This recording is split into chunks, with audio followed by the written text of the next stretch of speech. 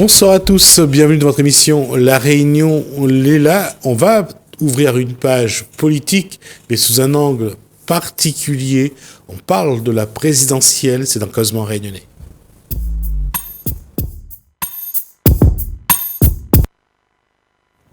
Bonsoir Rigondin. Bonsoir.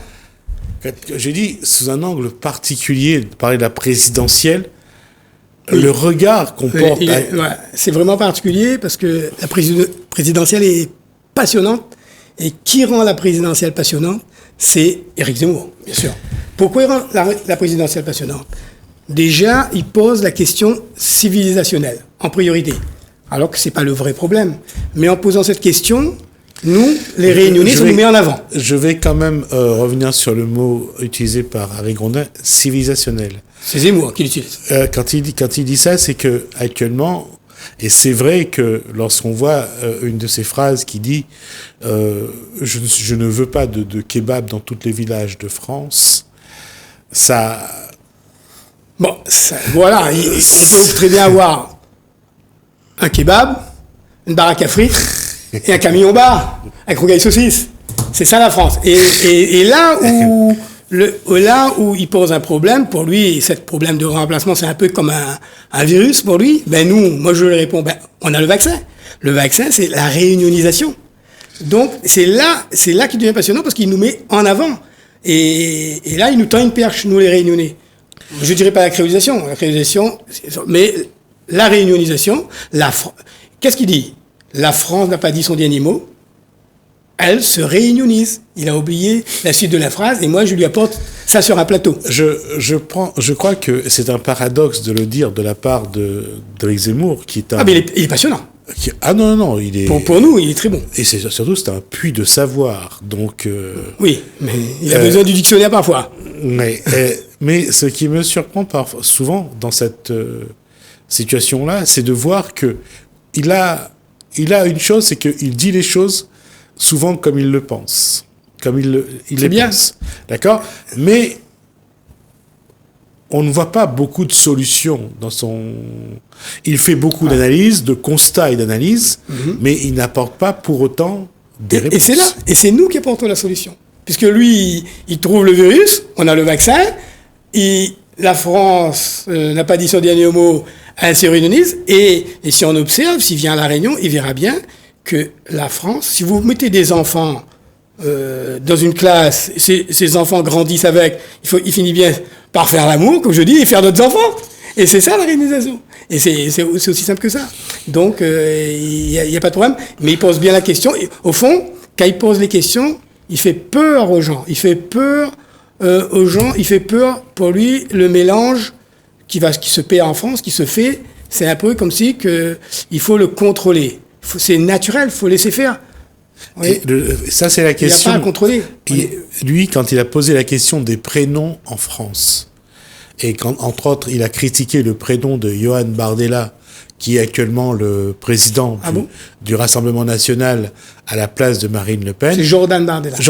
Jordan Bardella, il a critiqué ce prénom-là. Pour lui, c'est pas un prénom français. Américain. Voilà, Jordan. Oui, mais les Français regardent la télé et ils sont... Il y en a que c'est par rapport à la religion, par rapport à l'histoire, par rapport à la famille, par rapport à la télévision. Voilà. Mais après, le fait que les gens puissent avoir 2-3 prénoms, c'est pas mal aussi. Il a critiqué le prénom Kevin, par exemple. Voilà. Et il peut s'appeler Kevin Jean-Pierre. Après, il choisit plus tard. Donc, c'est se poser la question, est-ce qu'il arrive trop tard ou il arrive vraiment un petit peu comme un cheveu sur la soupe? C'est un peu minable, on va dire, comme réflexion. C'est comme pour la question du kebab. Il ne veut pas avoir du kebab dans tous les villages de France. Oui, mais si les Français aiment le kebab, c'est tout. Si le Français aime le rogaille saucisse, si le Français aime le riz cantonné, si le Français aime le briani, tout le monde du monde du riz cantonné, c'est n'importe quoi. Si le Français aime le massalé, les gens, ils font des kilomètres pour aller manger un massalé dans le 10e à Paris, dans le restaurant indien. Donc c'est français, c'est l'ouverture, c'est on ouvre les bars, on accepte tout le monde, on intègre, et on adopte. Il y a quelque chose qui est en train de se passer en métropole. Je ne sais pas si vous l'avez vu, mais on est en train de créer un village seulement pour les chrétiens. Oui, ça, c'est un groupe d'individus, ils font ça. Ici, ils ont envie de se servir, ça va faire plus, à un moment donné, ça va devenir comme une secte, plus ou moins, ça va pas tenir. Ça me fait penser à cet endroit en Afrique du Sud où on a acheté tout un espace qu'on a fermé et qui est réservé qu'à une catégorie de la population. Voilà. Qu'à une couleur de peau. Mais c'est pas ça le vrai problème. Le vrai problème, c'est plutôt... Non, le problème, c'est pas... Je parle pas de ça comme problème. Je parle de ça comme élément d'un problème. Voilà. Et là, on peut le rapprocher avec un autre élément où nous, on met l'accent là-dessus parce que ça fait l'actualité. Mais l'autre élément, c'est que vous avez ce qu'on appelle l'archipélisation en français, où les riches sont entre eux. Les riches se séparent du reste de la population. Voilà. Donc, que les chrétiens fassent des trucs, ils font pas de mal. Mais le pire, c'est quand les riches, ils vivent dans une forteresse, beau quartier parisien, les banlieues chics de Paris, où ils connaissent pas la France, l'Amérique, le Qatar et tout. Et là, c'est plutôt ça qu'il faut regarder. Là, en vrai, on crée des systèmes de casse où ils se sentent plus français. Les riches de France, ceux qui... Bon, on dit les noirs de France, mais on peut parler des riches de France, ceux dont la richesse, ils leur doivent à la France, ils doivent aux consommateurs français. C'est eux qui s'abonnent à la télévision, c'est eux qui s'abonnent à Internet, c'est eux qui enrichissent ces gens-là, et c'est eux qui font les murs de Berlin ou le séparatisme, ce qu'on appelle le séparatisme, mais on l'a mis dans l'autre sens, on l'a dit, ce sont les banlieues, les multiculturels, les musulmans se séparent de la France. Non, le séparatisme, c'est dans l'autre sens, parce que c'est toujours le puissant qui décide, c'est pas celui qui subit. Et le puissant, ce sont les riches, qui fait l'archipel français, qui se sépare de la France. Et qui ne se mélange pas. Qui se mélange entre eux. Il n'y a pas de couleur, il n'y a pas de religion, là. Et quand on regarde aujourd'hui, et c'est un paradoxe, je regarde les images à la télé, on voit Marine Le Pen dans la rue faire la bise à toute la population qui est là, quelle que soit la couleur. La population française. Les réunionisés. On va les appeler les réunionisés. Et de l'autre côté, on a un Éric Zemmour qui, lui, quand on regarde autour de lui, il y a... Voilà, Éric Zemmour, alors il est passionnant, pourquoi ? Parce que il y a un coup de tonnerre dans la campagne, où peut-être personne ne l'a relevé, on lui a posé la question, qui est Sarah Knafo ? Alors, oui. Il a répondu de lui-même. Si, il a répondu. Il a répondu de lui-même. Qu'est-ce qu'il a répondu ? C'est ma compagne. Tiens, bizarre, premier meeting, il se présente avec sa femme dans la salle, fidèle de 40 ans, 3 enfants, dont un homme, un statut de présidentiable,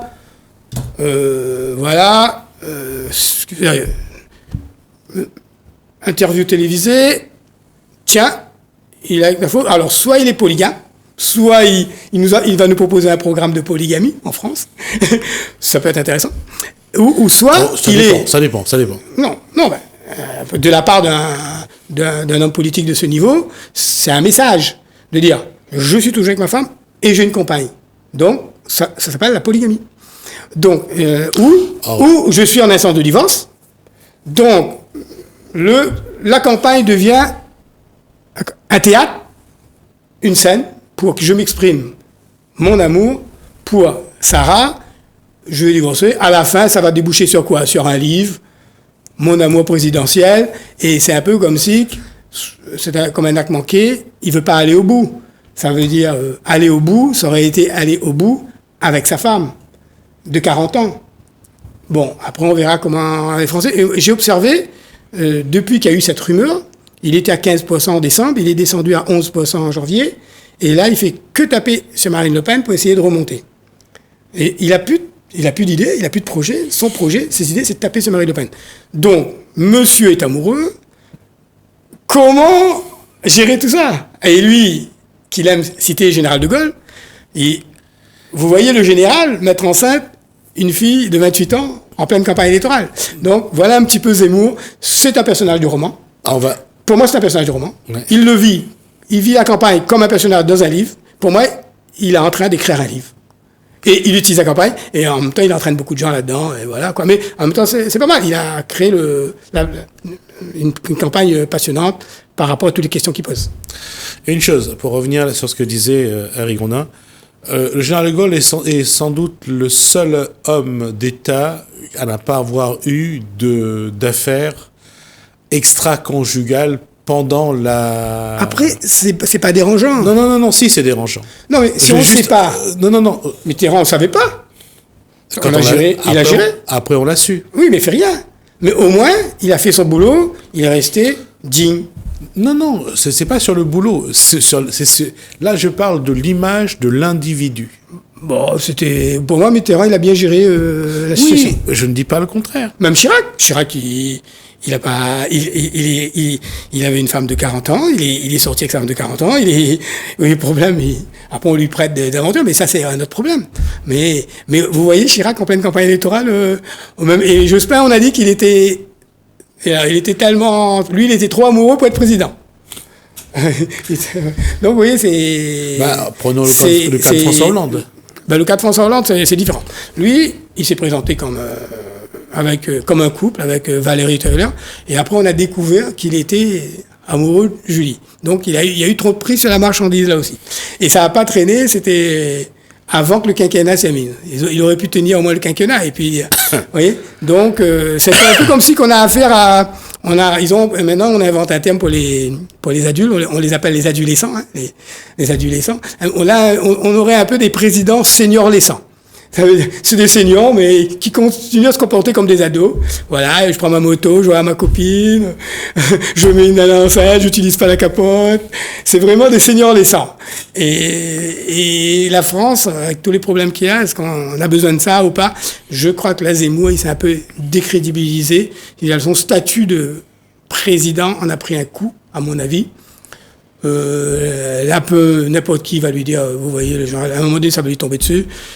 Et peut-être que lui-même il croit même pas. Il n'a pas les 500 signatures. Peut-être qu'il va abdiquer. On ne sait pas trop ce qui se passe dans sa tête. En tout cas, c'est un personnage de roman. Un personnage de roman qui est amoureux, c'est spécial. En tout cas, il y a un livre qui se prépare. La question concernant... Zemmour a été quand même un petit peu l'aspect fraîcheur de cette campagne. C'est excellent, bien sûr. Il a apporté quelque chose que... Au moins, il a changé un peu le décor, il a changé un peu la discussion. Non, il a posé comme ça, il a permis aussi aux gens de se positionner clairement par rapport aux problèmes français. Lui, il dit grand remplacement, moi je dis réunion. Ça veut dire que réunion, c'est on accompagne tout ça. Tout ça est possible. Nous, on le vit avec 800 000 habitants. Ça peut se reproduire avec 67 millions d'habitants. Il n'y a aucune raison. En tout cas, la guerre civile, tout ça, c'est des conneries, parce que les gens, ils aspirent à la paix, ils aspirent à réussir, ils aspirent au pouvoir d'achat. Au fond, tout le monde a les mêmes problèmes, qu'ils soient en banlieue, qu'ils soient dans une zone agricole, dans une grande ville. Tout le monde est en survie financière dans ce système-là, où il y a une captation de richesse de la part d'une minorité. Voilà, on parle des minorités, mais on ne parle pas jamais des minorités qui captent les richesses. Il faudrait parler un petit peu des minorités qui captent les richesses et qui n'y a pas le partage comme il faut. Donc, il a posé toutes ces questions, et en même temps, il est en train, c'est un peu comme si qu'il est en train de détruire la droite avec Macron. Il continue le travail, tous les deux, ils sont en train de détruire cette droite. Il faut qu'ils se décident, soit ils sont à côté de Zemmour, soit ils sont à côté de Macron. Ils peuvent plus dire je suis entre deux, et Valérie Pécresse elle est cet entre deux. Donc voilà, ça explose. Comme le Macron a fait exploser le PS, il est en train de faire exploser LR, mais avec l'aide de Zemmour. Ils sont tous les deux ensemble, un peu comme si ils se seraient arrangés pour dire on va t'aider à cette droite, et moi avec Reconquête, je veux en prendre une partie du gâteau. Il y a une analyse hier soir qui est apparue, que j'ai entendue à la télé. Certains disent que Zemmour est en train de mettre en place une stratégie. Que sur cette campagne-là, il ne fait que créer le désordre justement à droite pour que dans 5 ans, il n'y ait plus de droite, mais que lui représente quand même cette droite. Voilà, exactement. Ça veut dire que son objectif, c'est faire disparaître Marine Le Pen. Ouais. Mais je crois pas qu'il fasse ça pour lui. Il fait ça pour les jeunes qui sont derrière lui. Justement, c'est le nom de Marion Maréchal Le Pen qui a été avancé. Bien, il y a d'autres, pas mal de jeunes qui, Guillaume Pelletier, tout ça, c'est eux qui vont récupérer le Reconquête et qui vont le faire vivre. Ce qu'il a fait, ça va rester. Ça va dépendre du score, bien sûr. Hein. Parce qu'on ne sait jamais, hein, il peut très bien disparaître s'il fait moins de 10%, parce que Mélenchon est en train de monter aussi. Donc, Mélenchon fait une campagne plutôt assez Mélenchon, il est bon, il est présidentiable, voilà. Mais Zemmour, voilà, sa stratégie, il casse tout, il va récupérer, mais je pense pas qu'il va rester, je le vois pas, un essayiste comme ça, écrivain, aller se confronter tout le temps à l'Assemblée nationale, machin. Il casse le jeu et on refait quelque chose. Et pour nous, c'est bon. Et pour nous, les Réunionnais, c'est bon. Parce que ça va mettre en avant la réunionnation et aussi faire apparaître ce qu'on appelle l'immondialisation. Et le contraire de l'immondialisation, c'est l'humanisme. C'est le parti que nous représente, l'humanisme global, face à l'immondialisation. Donc il y a plus gauche-droite, il y a immondialisation, immondialisme, mondialisme, humanisme, et là on va recréer l'équilibre. Bon, bien sûr, peut-être qu'il y a des gens doucement, si je fais un score dans la 6e circonscription, c'est sûr que l'humanisme va apparaître en France et partout. Là, justement, avec les législatives qui sont prévues au mois de juin de cette année, juste après la présidentielle, Macron a pratiquement sûr de ne pas avoir de majorité à l'Assemblée nationale. C'est sûr. Ouais. Macron n'aura pas la majorité. Ou Pécresse, peut-être, ou Zemmour, ou Marine Le Pen, on ne sait pas. Peu importe. Ouais. Le ou la présidente n'aura pas la majorité. Donc là, c'est passionnant, et c'est là que c'est encore plus passionnant, hein, le mot revient à chaque fois, c'est que la société civile, ceux qui vont se présenter, et là j'encourage les gens de la société civile de se présenter, puisque s'ils sont élus, ils pourront faire un groupe société civile dont le président aura besoin. Et c'est comme ça que ça va se passer. Après, qui va avec les acteurs, tout ça, ça va être recomposé. Mais la société civile aura son mot à dire dans le prochain Assemblée nationale, parce que ce ne sera pas une société civile qu'on aura été chercher. Hein. On appelle, société civile, vient ministre. Non, c'est une société civile engagée, fait de la politique, du terrain, qui a gagné les élections. C'est ça qui va apparaître sur la scène politique à l'Assemblée nationale, et il faut l'espérer. Et je pense que ça va être comme ça, parce que les gens, voilà. La Réunion a droit à 7 députés ? 7 députés. Ça veut dire que la Réunion a aussi, en fonction... Dans les 7 circonscriptions. En fonction de ceux qui seront élus, imaginez 7 députés réunis dans un même courant, voilà, ça peut peser à l'Assemblée nationale. 7 réunis hors parti, société civile, ils se mettent en place en métropole avec une dizaine, une vingtaine, un groupe de 20. Forcément, ça va peser. Tout va peser là, le moindre voix. Ce qui veut dire que ça veut dire que ça va changer la donne pour la campagne électorale ? Pour la campagne présidentielle, non. Non, pour la députation. Pour les députations, oui, parce que... D'autant que en fonction du nom de la présidente ou du président, ça peut encore peser sur la campagne de la députation. Voilà, mais on a bien vu Macron, qui est président, qui a toujours un socle de 24%, qu'il a toujours eu, hein. Il a eu en 2017 pour passer pour être au 2e tour. Il a eu aux européennes. Là, il a dans les sondages. Mais c'est 24, comme c'est une élection majoritaire, donc il y a de fortes chances que même si le candidat Macron est premier, il est confronté à quelqu'un de la société civile, tout le monde appellera à voter pour la société civile. Voilà, ça va dépendre. Ça veut dire que Macron, ça veut dire que les candidats, il y aura peut-être, ce sont les députés macronistes qui vont subir l'anti-Macron, qui va payer pour Macron. Et même beaucoup ne vont pas se représenter. Macron, donc, il va gagner. Bon, il gagne, admettons, il gagne. Donc, ça va être difficile pour les députés macronistes.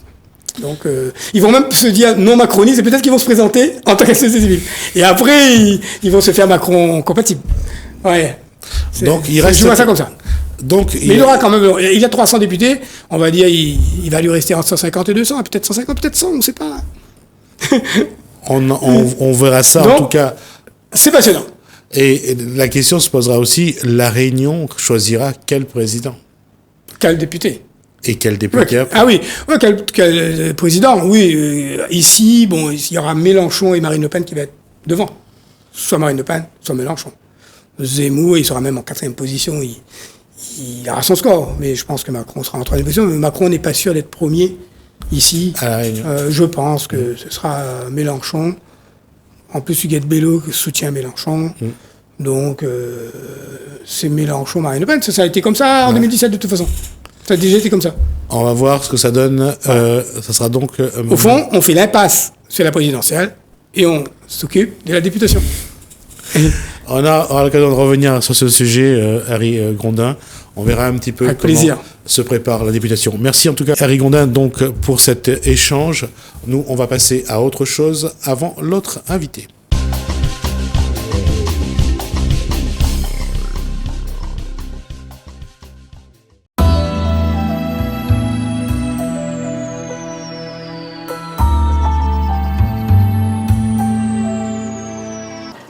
Comment vous est arrivé ce lien particulier avec la Vierge Marie?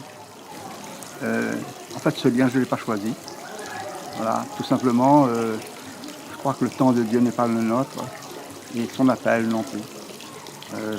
Je suis allé à Medjugorje suite à la maladie d'un de mes proches, et je suis revenu avec un autre esprit, avec une autre façon. Je n'ai jamais vu quelque chose d'extraordinaire à la façon humaine. Mais j'ai ressenti dans mon cœur une grande chose, une grande joie.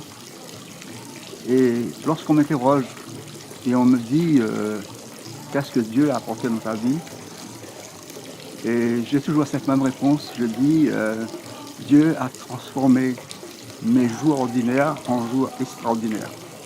D'abord, à Medjugorje, quand vous êtes arrivé, qu'est-ce qui a déclenché cette émotion extraordinaire?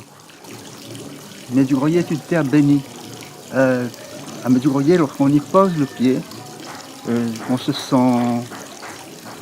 tout chose, on se sent déjà bien, on se sent comme si c'était notre maison. Et les choses s'installent dans notre cœur à notre insu. Il n'y a pas quelque chose d'extraordinaire. Et tous ceux qui ont fait l'expérience de Medjugorje sont d'accord avec moi, avec peut-être des mots différents, mais ils sont d'accord avec moi pour dire qu'à Medjugorje, chacun vit des choses d'une façon extraordinaire, et le Seigneur va toucher le cœur de quelqu'un là où c'est sensible, là où il est beaucoup plus réceptif.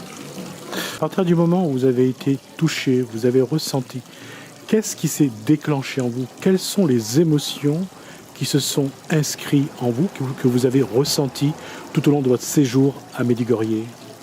Alors c'est juste, quand je suis parti de là-bas, c'est juste que je voulais tellement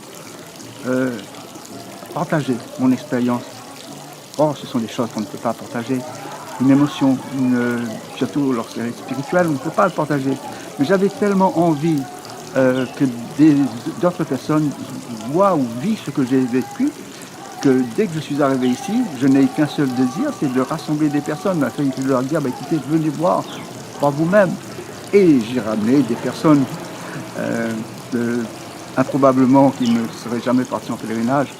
Et voilà, quelques personnes, 2 ou 3 ou 4, et tous les ans j'y allais, jusqu'au moment où j'en fais plus qu'un seul, j'en fais 2 par an, et c'est plus 10 personnes, c'est 50 personnes à chaque fois.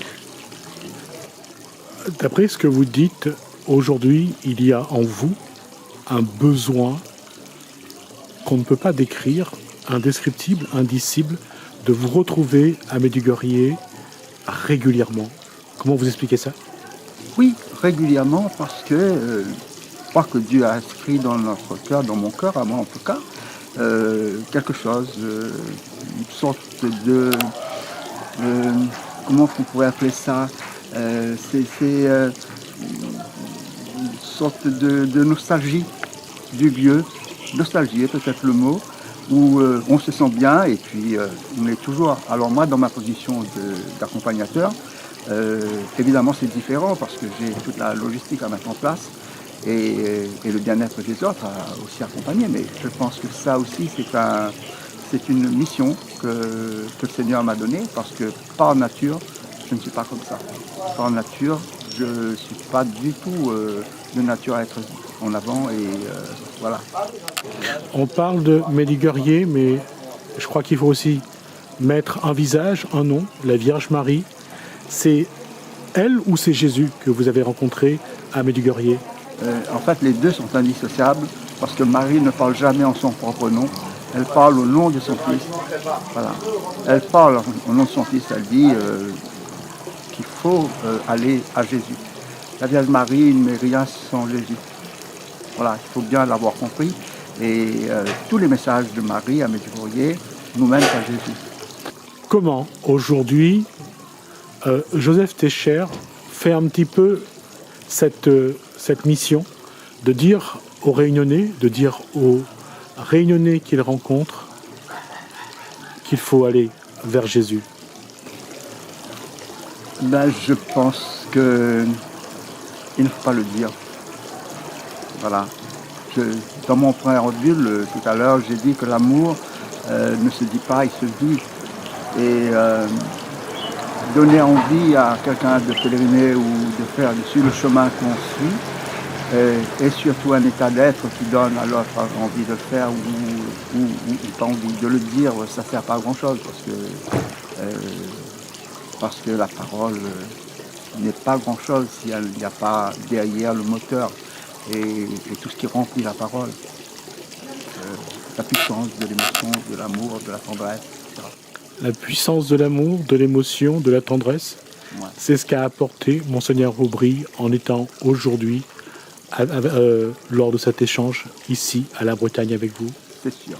La présence de Monseigneur a été improbable parce que je ne connaissais pas Monseigneur, parce que les raisons pour lesquelles il a dû venir ne me semblaient pas impérieuses, voilà, tout simplement.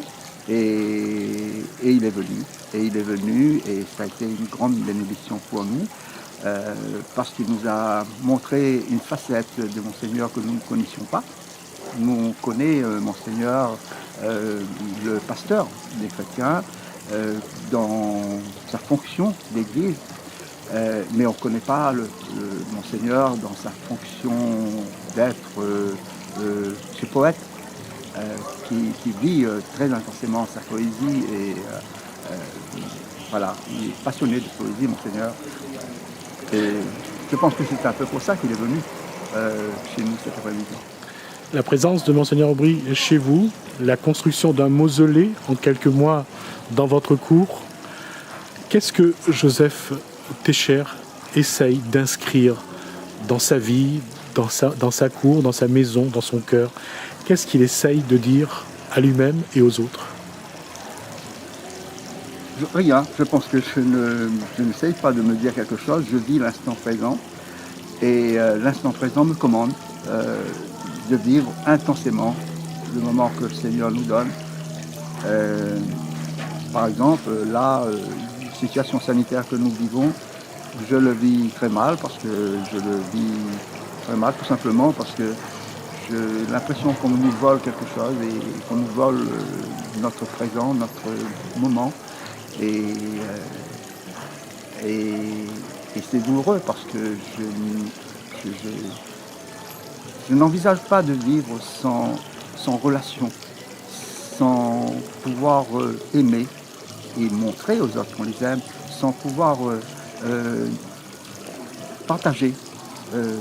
Voilà, tout simplement, c'est pas vivre.